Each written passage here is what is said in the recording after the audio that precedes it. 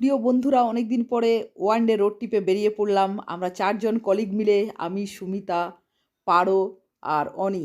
আজ আমরা যাব সাউথ 24 পরগনার স্বামী নারায়ণ টেম্পেলে, পৈলান টেম্পেল বলেও যেটা বিখ্যাত। অনেকদিন পরে আবার আমরা বেরিয়ে পড়েছি। এবার দেখা যাক কখন পৌঁছাই। আমাদের সাথে আপনারাও থাকুন, পৌঁছে যাবেন পৈলান স্বামী নারায়ণ টেম্পেল।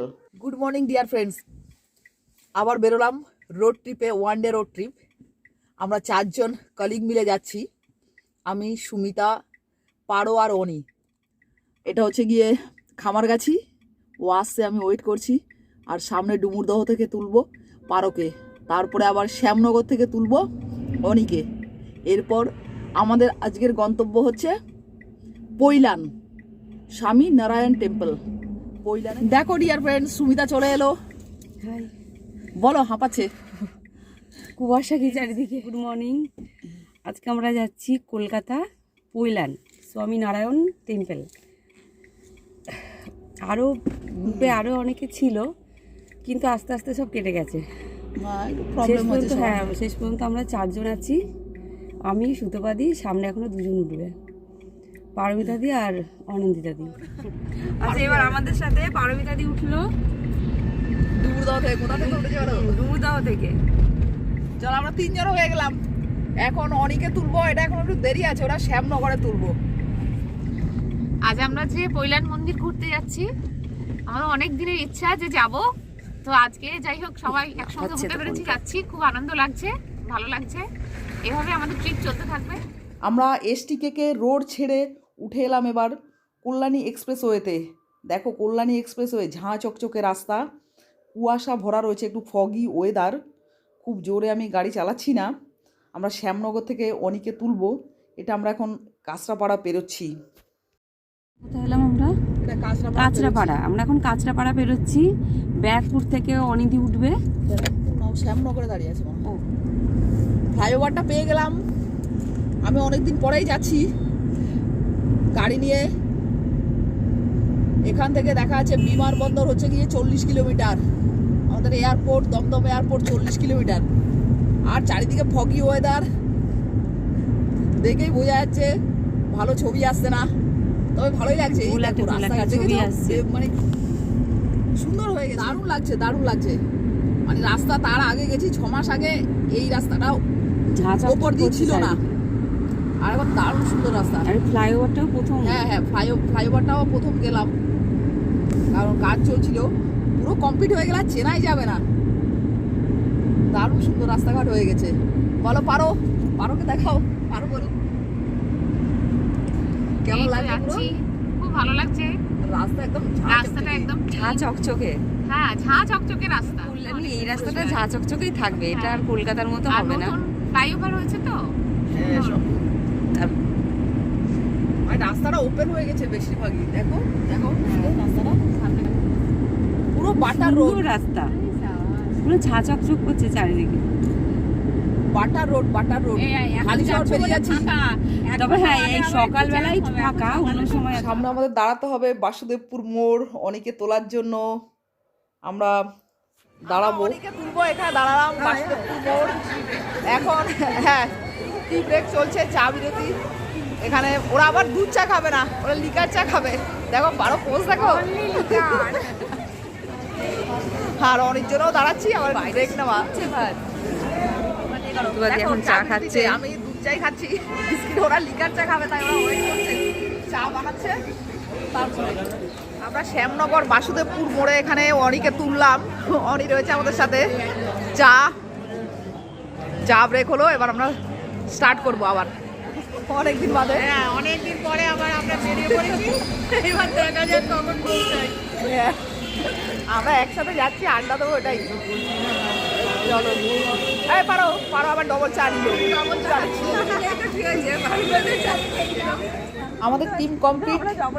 এবার আমরা শ্যামনগর থেকে রওনা দিচ্ছি। চলো, বাংলাপাড়া থেকে স্টার্ট করলাম। 1.5 ঘন্টা পর আমরা শ্যামনগরে এসে পৌঁছালাম।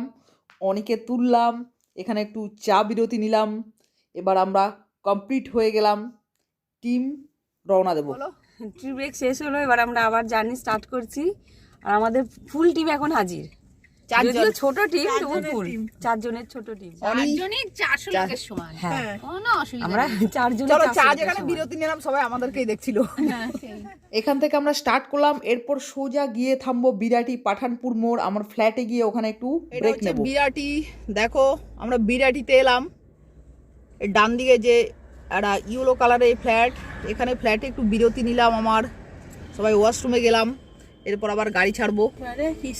সানা এক্সোটিকা, এই দেখো অনি সামনে চলে এসছে, অনি কো ড্রাইভার হয়ে গেছে, সুবিধা পেছনে চলে গেছে, পেছনে দুজন।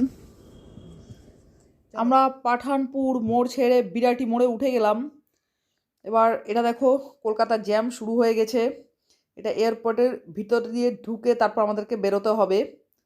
ধীরে ধীরে গাড়ি চলছে, কারণ কলকাতা মেন আমরা প্রবেশ করে গেছি। জ্যামে বোঝা যাচ্ছে যে আমরা কলকাতা শহরের দিকে ঢুকে পড়েছি।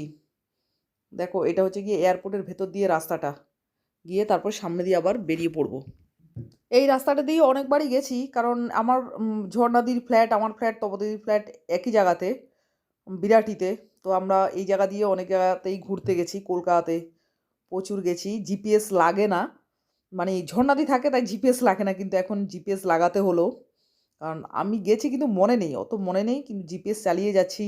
সুমিতা, অনি, পারো তিনজনা মিলেই জিপিএস দেখছে, আমিও দেখছি, আমার কনসেন্ট্রেশনটা রাস্তার উপরেই রয়েছে। ফ্লাইওভার আমি আস্তে আস্তে চালাচ্ছি, মাঝে মধ্যে পেছন থেকে ড্রাইভাররা হর্ন দিচ্ছে। না আমরা অনেক তাড়াতাড়ি পৌঁছে গেছি। হ্যাঁ হ্যাঁ, না ভালোই হয়েছে। সামনে দেখো কলকাতার জ্যাম, কলকাতা সুন্দর রাস্তা।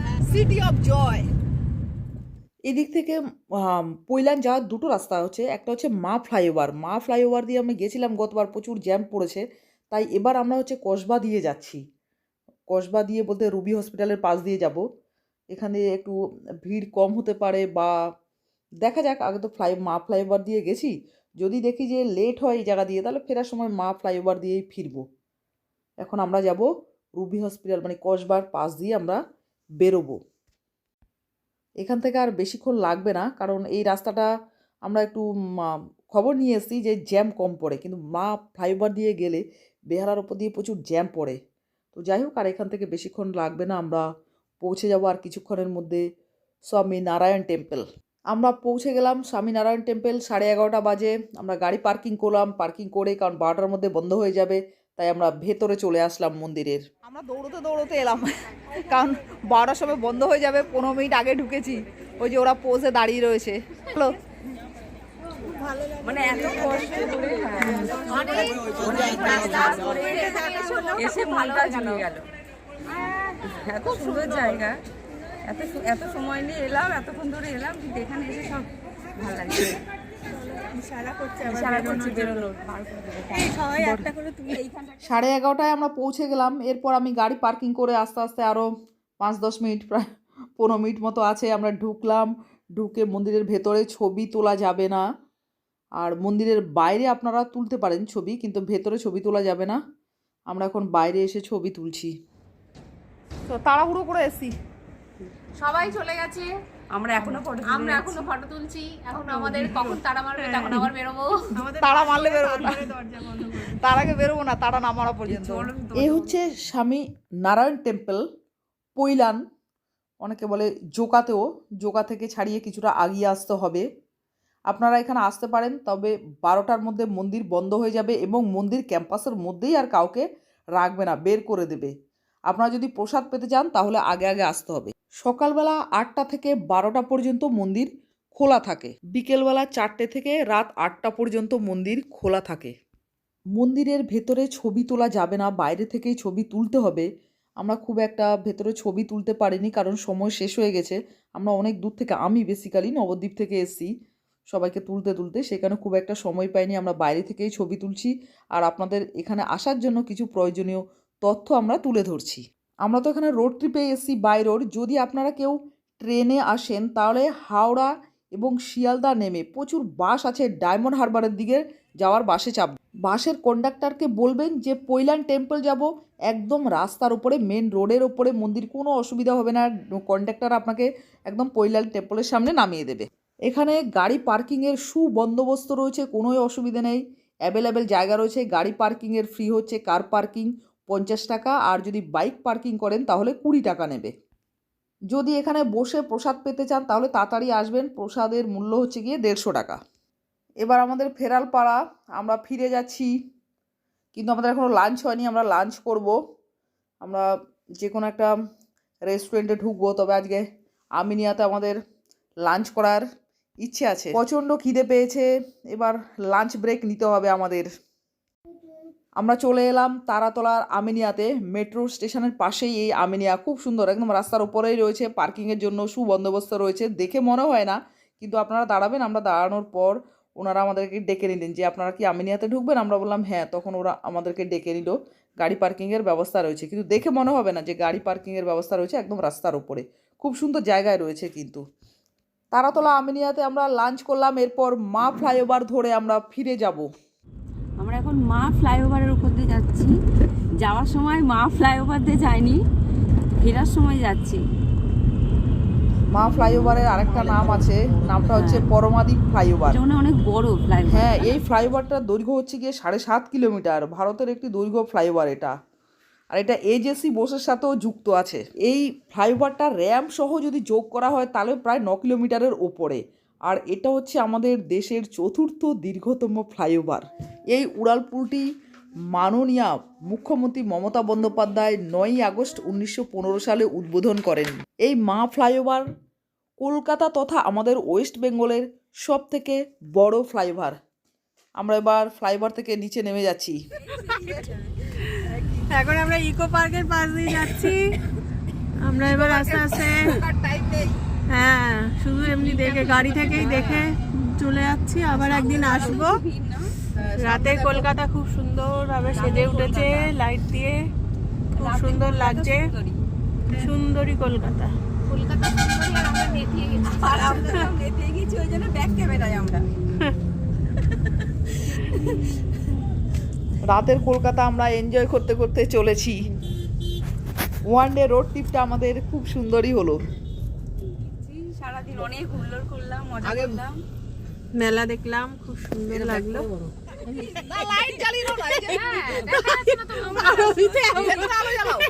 পারোর আশাটা সিটের পেছন থেকে এটা পর্বত, পর্বতের দেখা না গেলে পারো আবার বলবে না কিছু, আগে মুখটা দেখে। আমরা ফিরছি এখন, ফিরতে ফিরতে রাত হয়ে গেছে। আমরা সারাদিন খুব আমরা আনন্দ মেলায় করেছি। হারিয়ে গেছিলাম। আবার নেক্সট ইয়ার যখন মেলায় আসবো আমরা কত কিছু নিয়ে আসবো। পরের বারে লরি নিয়ে যাব মেলাতে, গাড়ি বলে আমরা বেশি মেলা, সেটা বলো। মেলা বলছো, মেলা ইন্টারন্যাশনাল ট্রেড ফেয়ার। হ্যাঁ, ট্রেড আমরা ইন্টারন্যাশনাল ট্রেড ফেয়ারে গেছিলাম, যেটা আমাদের জীবনের প্রথম অভিজ্ঞতা।